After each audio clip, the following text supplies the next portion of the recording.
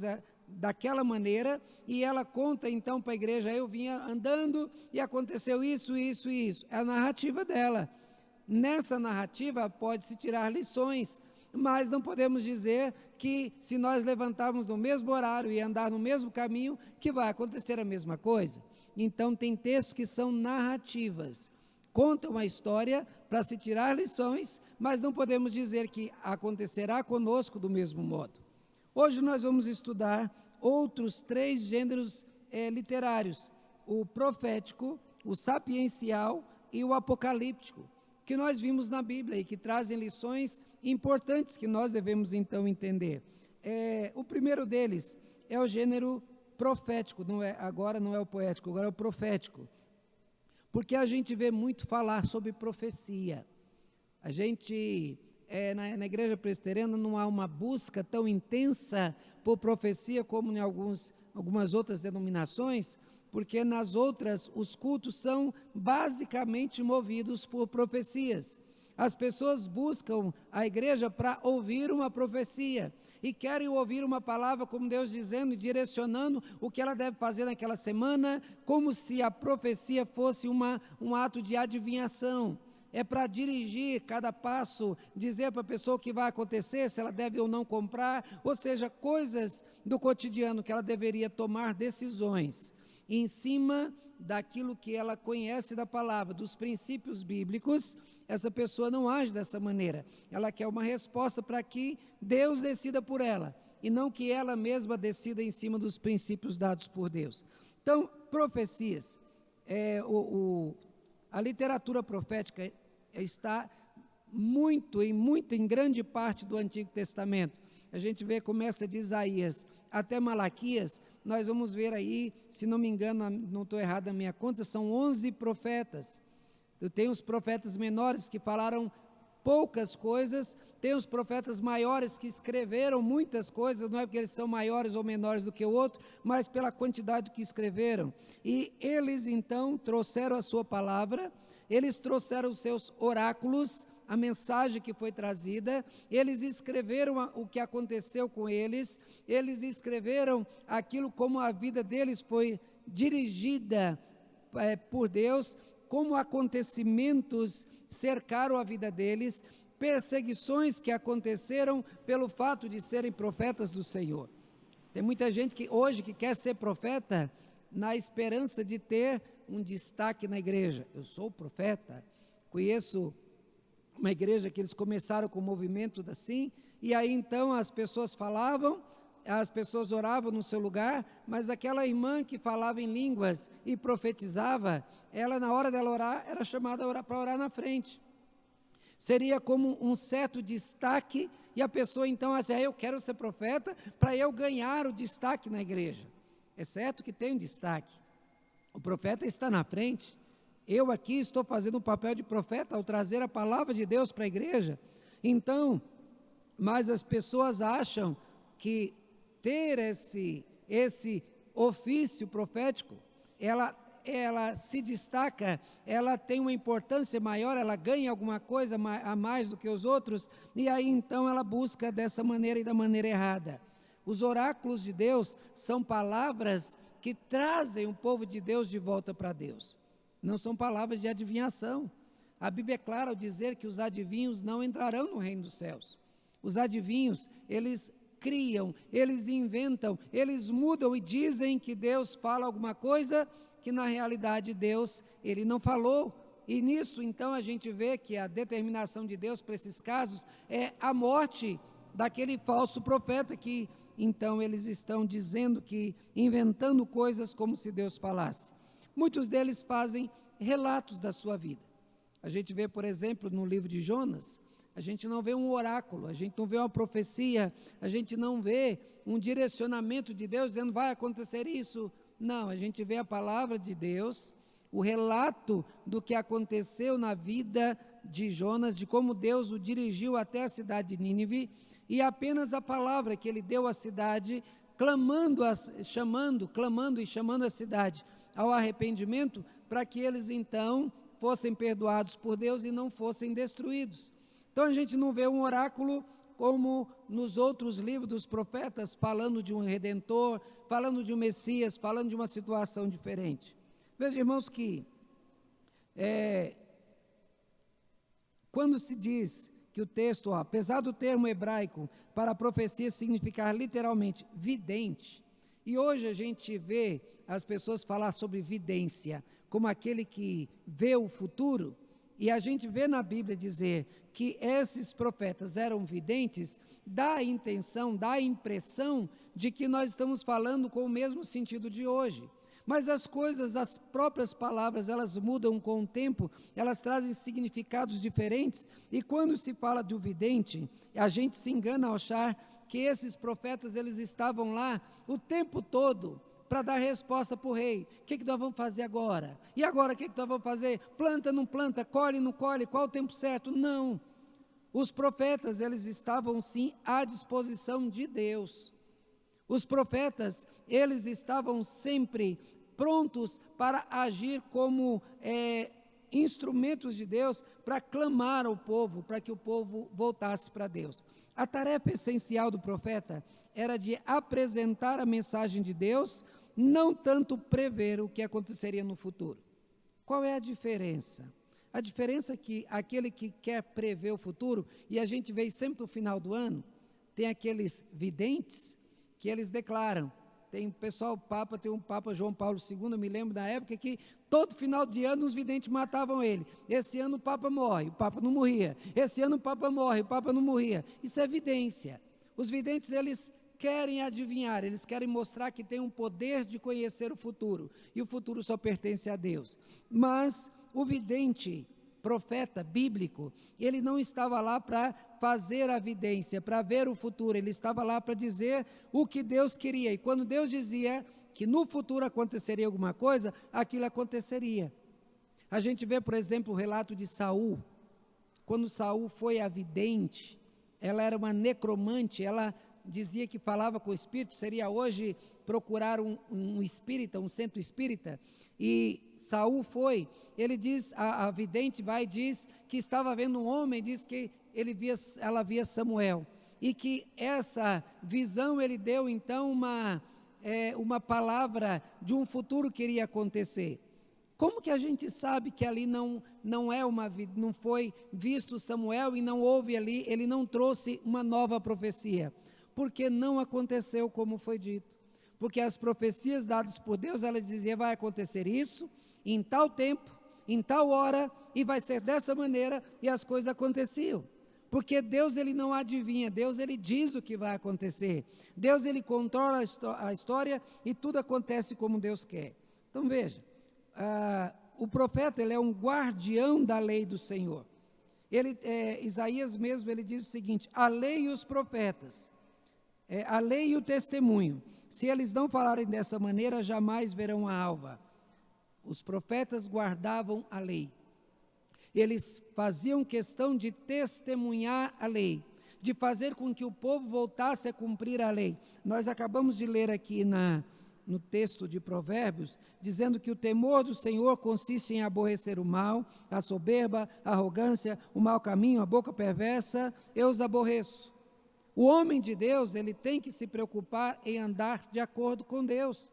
O homem de Deus, ele tem que se preocupar em andar corretamente, ter um bom testemunho, viver de maneira correta, fazer a vontade de Deus em todas as áreas da sua vida.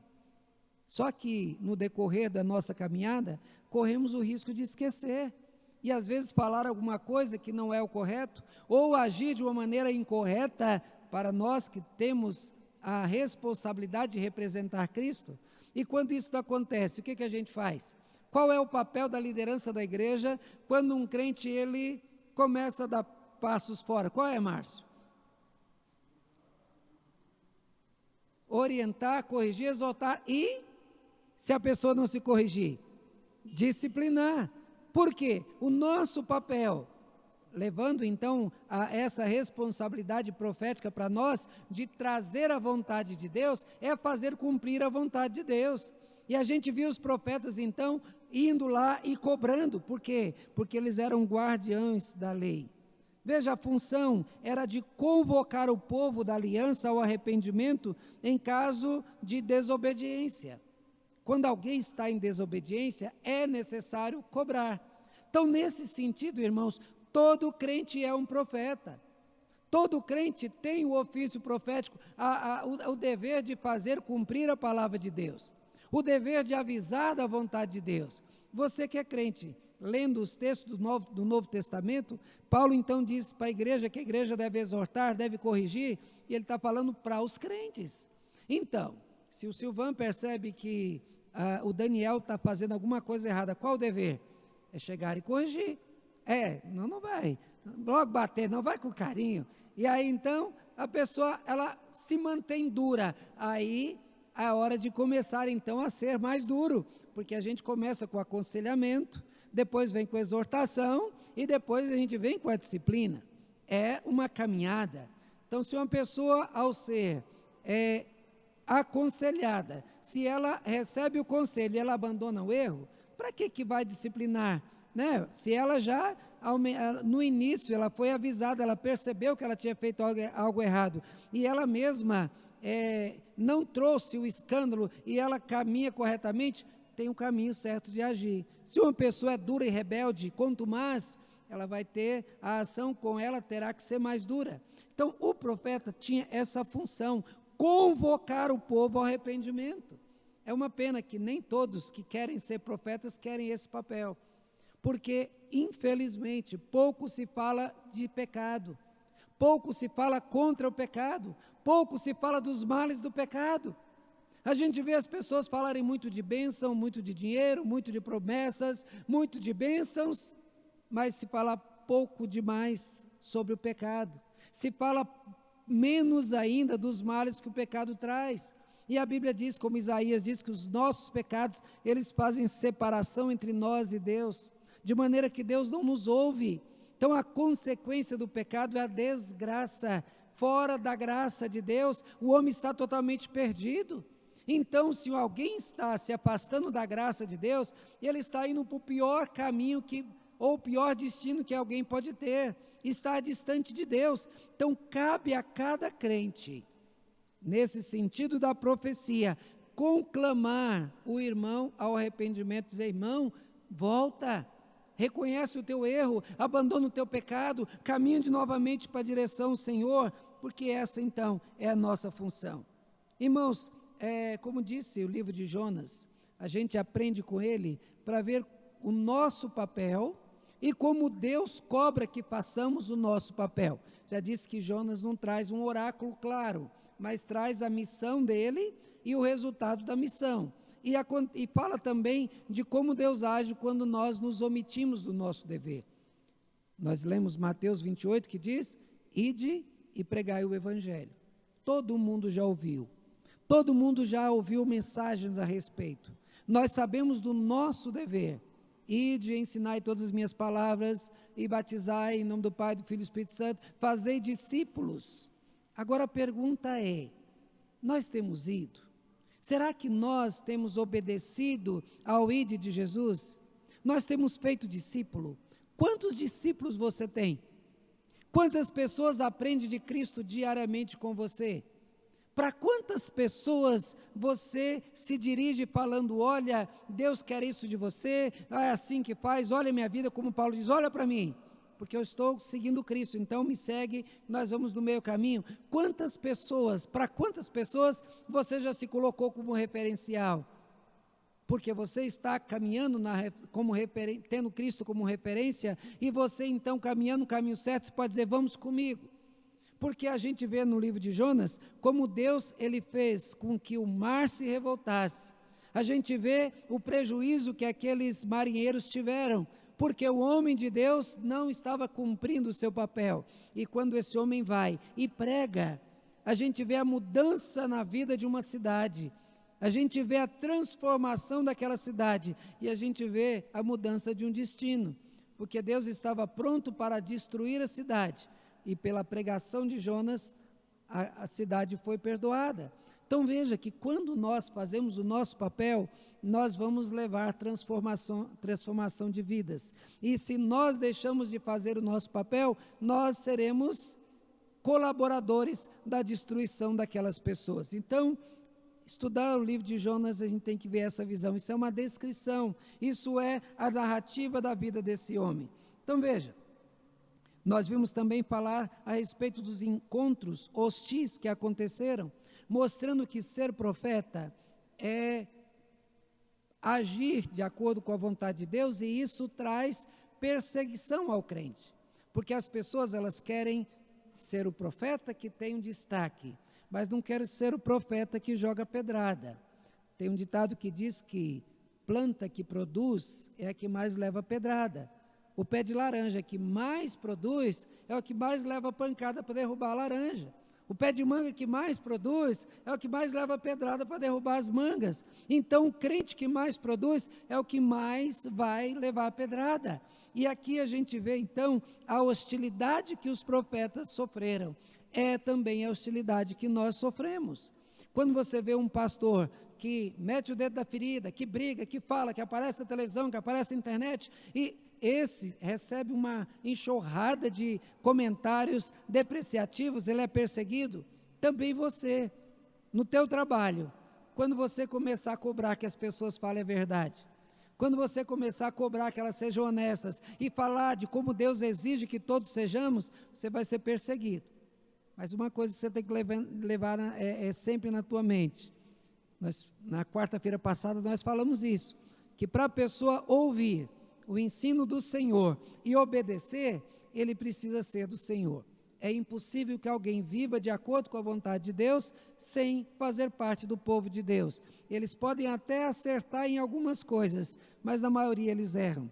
Mas aquele profeta do Senhor, que cobrar que a vontade do Senhor seja feita na vida de todos, ele vai ter os seus encontros hostis com reis, com outros homens, com pessoas importantes. O discurso do profeta é aquele discurso importante que ele traz, então, ele chama o povo para questionar. E como é que se questiona uma pessoa? Primeiro, falando do seu erro. Irmãos, a gente tem vivido um tempo de política da boa vizinhança. O ecologicamente correto? Só isso? Não. Mas, principalmente, o politicamente correto.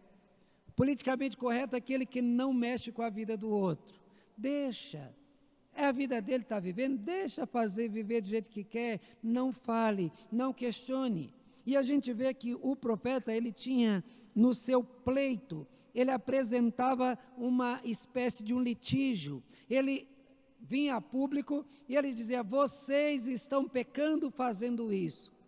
Quem é que gosta de ouvir isso? Quem é que gosta de ser acusado?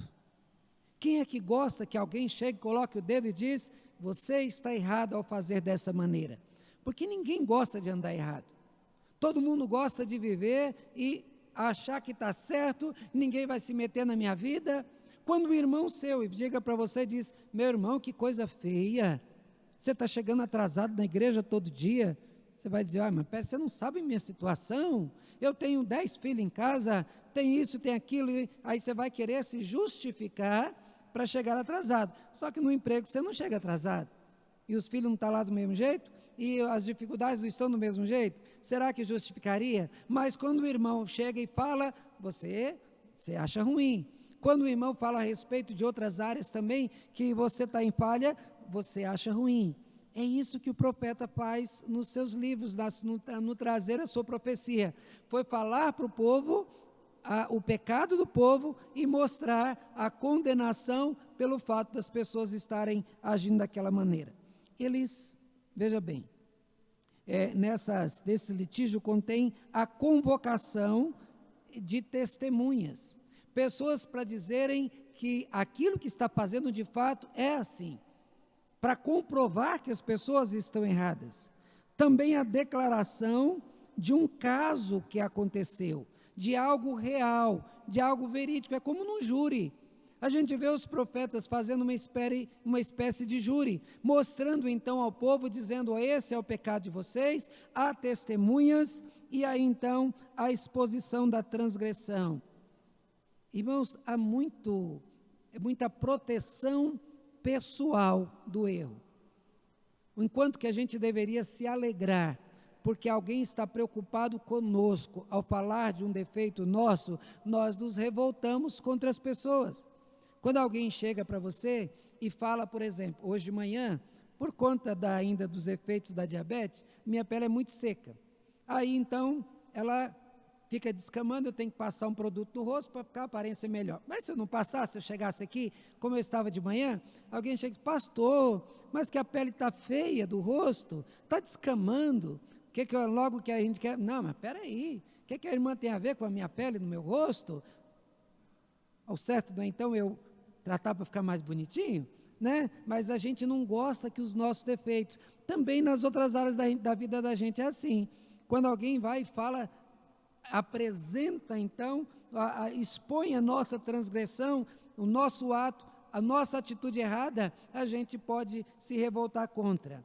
E traz então o anúncio do castigo correspondente.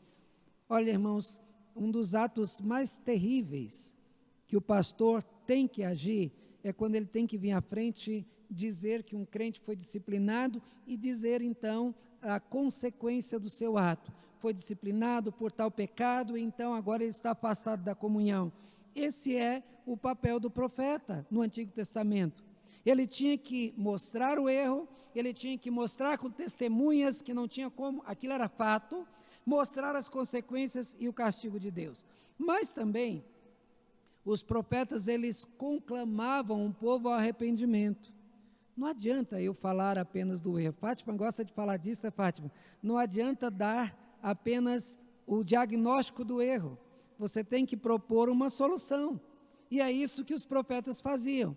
Eles falavam do pecado, eles mostravam as consequências do pecado, eles falavam do juízo que advinha daquele pecado, mas eles chamavam o povo, venham, se arrependam, apresentem suas vidas diante do Senhor, tire as coisas erradas, e aí apresentavam uma promessa de Deus para aquele crente arrependido.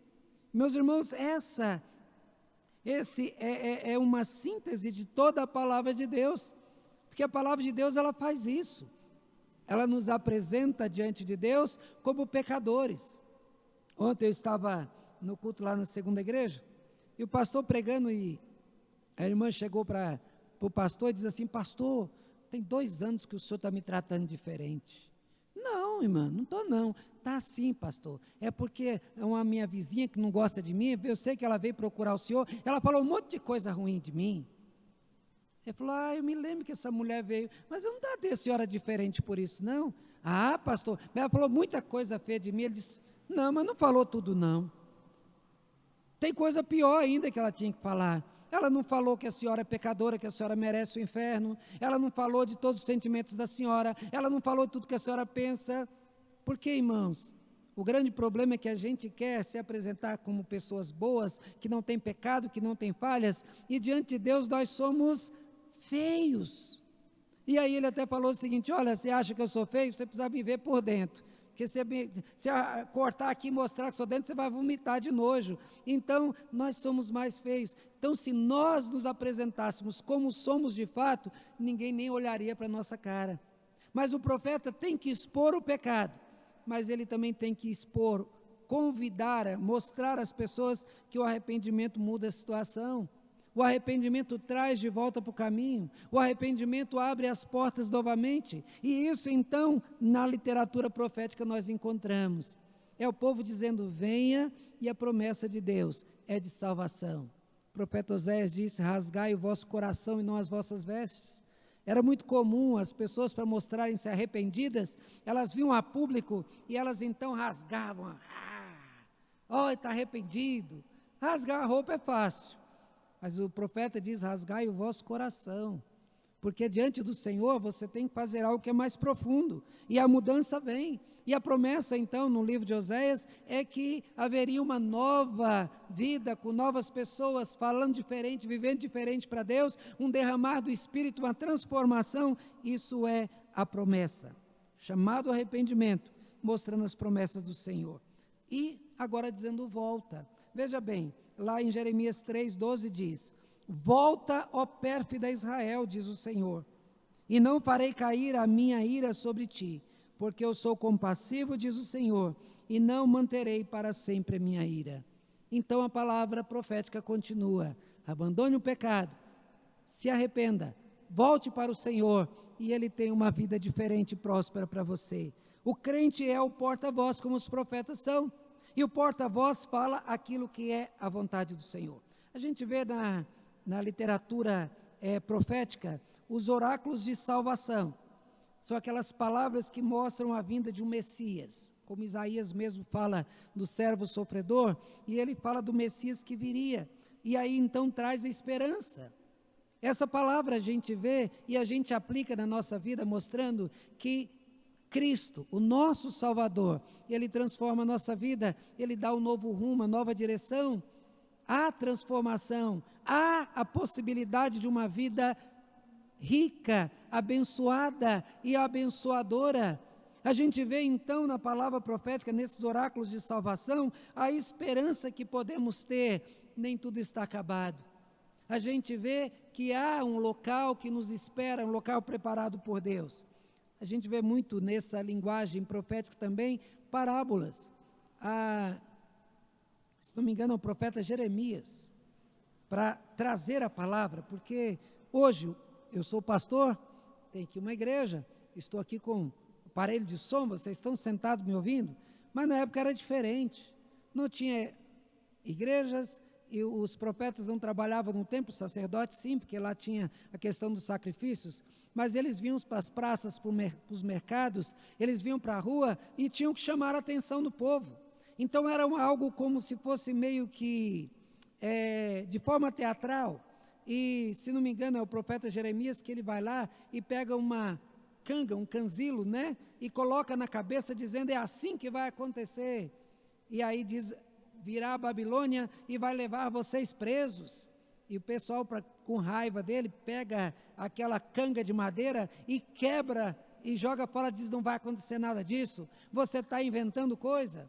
E ele vai lá e faz uma canga de ferro e volta para a praça e diz: é assim que vai acontecer, porque vocês não querem ouvir ao Senhor, vocês não querem se arrepender dos seus pecados, vocês não querem dar ouvidos à voz do Senhor, pois vocês serão levados com canzilos de ferro e sofrerão as consequências. Então veja, é uma questão bem diferente do que nós vimos nas pregações de hoje.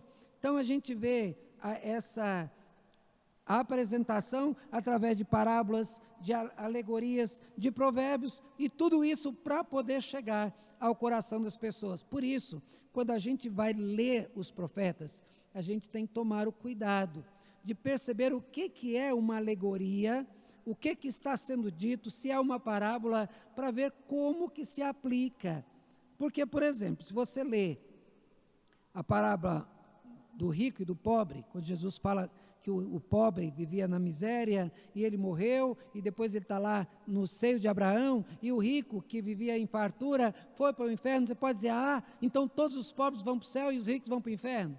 É assim? Aí a gente vê o rico no inferno e ele querendo molhar a língua. Epa, peraí, alma tem língua? Alma pode ser molhada? Não, é espiritual. Então ali a gente está vendo que Jesus está falando de um tempo já final, de um tempo onde já com corpos ressurretos estão no céu e no inferno. Então a gente vê que para entender uma parábola, nós temos que entender que é uma parábola, traz sentidos diferentes. Ao estudar a Bíblia, a gente tem que ter a sabedoria para sentir dessa maneira. No fim, o objetivo sempre era conclamar o povo da aliança ao arrependimento e à fé em Deus. Ao ler os profetas, você tem que entender isso. O objetivo do profeta é fazer com que o povo volte para Deus e abandone o pecado. Tudo mais que cerca são modos de falar, são estilos de falar, diferentes um do outro.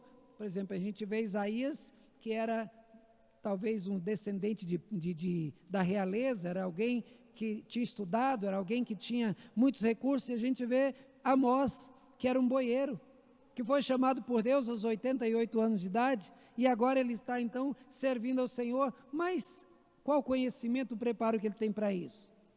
Nisso a gente vê que Deus ele não tem essa preocupação de chamar só pessoas preparadas, porque é Ele que prepara, é Ele que capacita.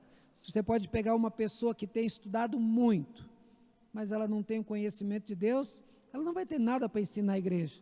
Mas se você conversar com uma pessoa que seja analfabeta, que não sabe escrever nada, que não tem condição de ler a Bíblia, mas se ela é uma pessoa convertida, ela vai ter a sabedoria que vem de Deus. Então Deus pode chamar um profeta, Isaías, com todo o seu preparo, pode chamar o Moisés com todo o seu preparo, mas Deus pode chamar o Amós, o boiadeiro, o homem que era colhedor de sicômoros e agora coloca na mesma posição como seu representante. Mas nós vamos ver agora a questão da sabedoria, a literatura de sabedoria.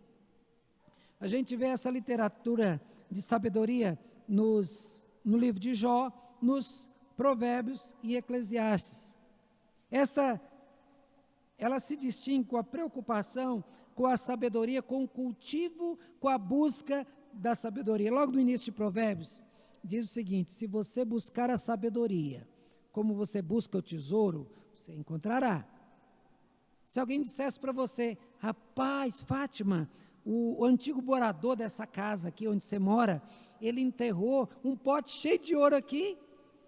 Se for a informação certa, no dia seguinte a Fátima está quebrando o piso, está futucando, revirando, quebrando parede para achar o pote de ouro. É assim que a gente busca tesouro. Tem muita gente em alguns países aí que compra aquele detector de metal e sai caçando tudo que é de metal, procurando ouro. E perde-se dia, passa frio, procurando porque é valioso. E na literatura de sabedoria, ela ensina isso. A sabedoria tem que ser buscada como se busca um tesouro. Você tem que ir fundo, você tem que cavar, você tem que dedicar. Tem muita gente que quer a sabedoria de Deus, mas não busca. Não para meditar. O boi, quando ele vai lá no pasto, ele come o capim, dentro dele tem algo que chama-se livro. É como se fossem livros, como se fossem páginas, onde aquele capim, ele vem aquele bolo de capim, cai ali, vem a outra página e cabe, e aí então enche aquilo lá, aí o boi, ele vai para uma sombra, e você fica olhando lá e está todos eles mastigando. Pensei que eles vão mastigando fumo. E aí então fica lá mastigando. O que acontece? O livro abre, quando ele está lá paradinho, aquilo volta para a boca, ele vai mastigar, e como diz, vai remoer aquilo lá, para que vai então agora para o intestino para fazer a digestão. Irmãos, esse é um processo que nós devemos aprender para buscar a sabedoria. Tem muita gente que ao sair da igreja fica questionando o pregador. Ah, ele falou assim, ele deixou de falar assim, olha a posição dele, ele podia ter uma postura melhor, olha a roupa dele, veja que se questiona coisas que não são importantes. Tem gente que questiona, estava de gravata, estava sem gravata, estava de paletó, sem paletó, como se essas coisas falassem. É claro que é bom que o pregador ele esteja bem vestido, mas isso não é determinante, porque o uso de paletó veio para o Brasil com o povo que veio dos Estados Unidos, né? Os pregadores que vieram de lá, porque lá é muito frio. Mas você vê o pregador pregando no norte do país, que calor de 45 graus, fica lá os pastores molhados de suor, chega a ser anti-higiênico aquilo lá. Mas não poderia usar uma roupa mais fina. Mas os americanos trouxeram. Então hoje, se o pastor pregar sem o paletó, é como se ele estivesse desrespeitando. É certo que devemos nos vestir bem, estar bem postos, mas isso não é o que vai fazer a diferença, nem isso que deve nos fazer questionar. Porque o ensino da literatura de sabedoria nos ensina a procurar a sabedoria. Então nós devíamos chegar em casa, sentar com a família, e o que você aprendeu? Olha, o texto diz isso, ele fez correto? Fez. Ele trouxe isso, remoer o que foi ensinado. Chegar em casa depois da escola dominical e falar do ensino que foi trazido e aprender mais, porque ao remoer, você vai quebrar as partículas como o boi faz com o seu capim e vai então agora vir para o seu estômago para poder ser digerido, para poder ser aproveitado. E uma coisa, quando você age dessa maneira, não questionando a mensagem, mas aplicando a sua vida e procurando tirar o alimento correto, você vai se capacitar para poder ensinar melhor. E quando alguém perguntar sobre aquele assunto, você vai se lembrar do que foi pregado e do que foi comentado da sua casa e de como você se dedicou em aprender aquilo, e você vai ter algo para ensinar para mais pessoas. O fato de não ruminar as mensagens faz com que você nunca tenha nada para aprender. Então, a linguagem de sabedoria, ela mostra como deve ser buscado. Então, e é uma coisa que essa literatura de sabedoria traz, é o princípio, cobrando que, ou apresentando o princípio da instrução na sabedoria dentro da própria casa. Então, a família é o primeiro lugar para que a pessoa aprenda. Onde que o Luiz e a Laurinha vai começar a aprender sobre a vida, sobre Deus, sobre educação? Na escola? Infelizmente, tem muitas famílias que têm feito isso. Meninos mal educados que não sabem se comportar, não sabem respeitar alguém que esteja falando. Por quê? Porque na sua casa só houve grito, houve confusão, não tem educação necessária, não sabe se comportar. Mas veja, irmãos, isso para o nosso prazer. Os meninos crentes são elogiados. Os meninos crentes, eles são mais capazes. Por exemplo, eu me lembro na época que a gente estudava, de que sempre que tinha teatro na igreja, no colégio, eles sempre escolhiam os meninos da igreja para poder fazer. Por quê? Porque eram acostumados a fazer teatro na igreja, a fazer as peças da igreja, então tinham facilidade também, então os crentes, eles aprendem melhor, eles podem ensinar melhor, porque eles aprendem em casa. O lar é o lugar de ensinar. E a gente vê, por exemplo, quando diz assim: filho meu, guarda o mandamento de teu pai e não deixes a instrução de tua mãe. Ata-os perpetuamente ao teu coração e pendura ao teu pescoço. Instrução do pai e da mãe. Não é só do pai, não é só da mãe. Tem pai que anda jogando a educação nas costas da mãe e agindo como se ele não fosse responsável. Tem mãe jogando a responsabilidade sobre o pai e acha que ela não é responsável. Tem pai e mãe jogando a educação para as costas de professores e querendo agir como se não fossem responsáveis. A sabedoria mostrada nessas literaturas mostram, é dentro de casa que se aprende a respeitar, é dentro de casa que se aprende como deve aprender aquilo que o professor ensina. E isso tudo resulta em bênçãos, porque o crente que aprende dentro de casa e é ensinado dentro de casa, ele vai aprender coisas daquela pessoa que ama. Por isso vem aquele princípio: ensina a criança no caminho que deve andar, e ainda quando for velho não se desviará dele. Isso é uma promessa de que os crentes nunca vão se desviar, porque se for promessa, a gente vê muita gente desviando. Então Deus quebrou a promessa? Não, mas isso é um princípio. Se você conversar com uma pessoa idosa, e você fizer pergunta do que aconteceu há um mês, 6 meses atrás, ela não vai se lembrar. Se perguntar para ela o que comeu ontem, vai dizer: eu nem sei se eu comi ontem, veja lá o que eu comi. Mas você chegar para uma pessoa idosa e dizer assim: fala para mim, como é que era a sua infância? Ela vai falar de nome do cachorro, nome do gato, nome do pai, da mãe. Ela vai falar detalhes, coisas minuciosas. Ela vai cantar os cânticos que a mãe cantava, ela vai lembrar de tudo. Ensina a criança no caminho que deve andar, e ainda quando for velho não vai se desviar dele.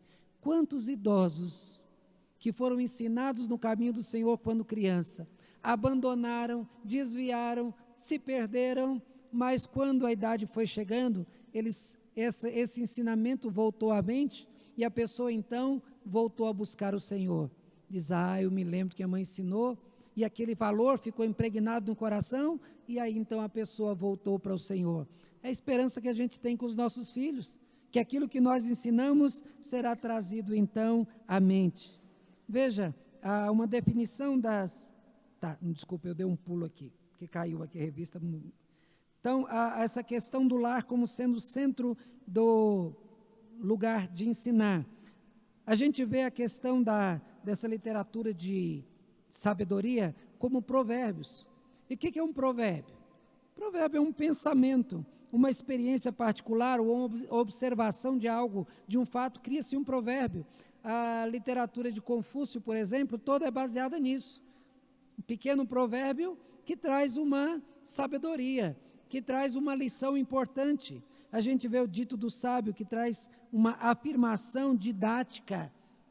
É isso que deve acontecer, porque é assim que é o melhor.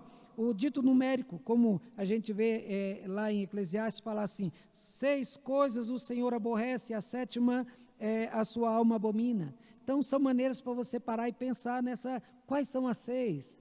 E aí chama a atenção para que você aprenda. Então, tem uma outra série de outros itens que a lição traz aqui. Mas há também a literatura apocalíptica, muito encontrada no Antigo Testamento e também no Novo. Essa literatura apocalíptica é um tipo de escrita que adota em grau significativo a perspectiva do apocaliptismo e retrata esses temas por meio de um vívido uso de linguagem simbólica. Se você lê a linguagem apocalíptica, se você vê a literatura apocalíptica, você tem que tomar um cuidado, porque a linguagem que ele traz não é uma linguagem muitas vezes real, é uma linguagem simbólica. Eu vi o pastor Cláudio Duarte falando de um menino que chegou dizendo: não pode colocar tatuagem, porque está lá no Apocalipse que Jesus ele trazia escrito na coxa. Aí o pastor Cláudio falou assim: então faz direto, bota o olho de fogo, o cabelo branco, as vestes, então faz e sai desse jeito da rua, porque lá é uma linguagem. A questão dos olhos de fogo tem uma linguagem, a roupa tem um significado, tudo aquilo é um significado, porque aquilo traz uma simbologia. A gente não pode aplicar do mesmo modo, dizendo vai ser dessa maneira, é assim que vai ter que acontecer. Olha só, os escritos eles são ricos no uso de anjos, é vívido a expectativa escatológica, se coloca a pessoa para pensar no fim, traz a pessoa lê, ela fica mesmo aterrorizada diante da perspectiva do juízo. É isso que o texto de Apocalipse e os textos apocalípticos querem mostrar, é trazer um medo do castigo. Tem gente que tem medo de falar do final. Se me fez medo, mas às vezes a gente tem que fazer a pessoa ficar com medo, porque se eu não falar das consequências reais, como que você vai saber de fato o que vai acontecer?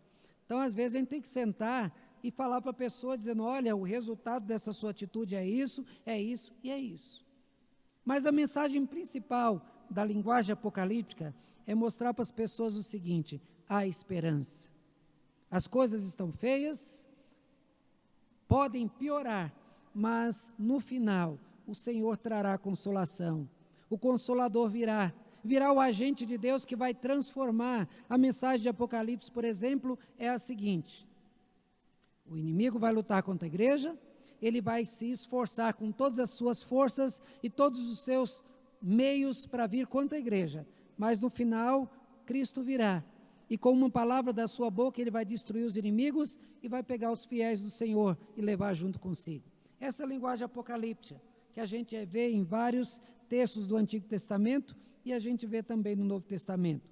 No livro de Daniel a gente vê a indicação de circunstâncias, a descrição de uma visão, o anjo falando e a resposta então é daquilo que de fato é.